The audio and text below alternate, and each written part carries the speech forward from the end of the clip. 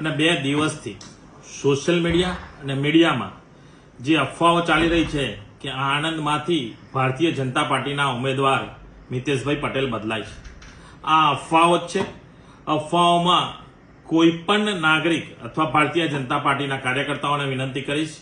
કે ફક્ત ને ફક્ત આ અફવાઓ છે. આણંદમાંથી ઉમેદવાર તરીકે મિતેશ પટેલ છે અને મિતેશ પટેલ જ ચૂંટણી લડશે.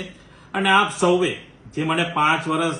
2019 થી 2024 સુધીમાં આપ સૌના આશીર્વાદથી આપ સૌએ જે રીતનો સાથ સહકાર આપ્યો છે એ જ રીતનો સાથ સહકાર 2024માં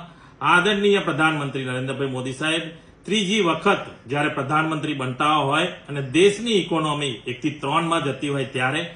આણંદમાંથી અને 26માં 26 સીટોમાંથી જ્યારે ગુજરાતમાંથી 5 લાખથી વધુ વોટોથી આપણે જીતવાના છે ત્યારે સૌ ભારતીય જનતા પાર્ટીના કાર્યકર્તાઓ સાથે મળી એકતાથી અને આપણે બધા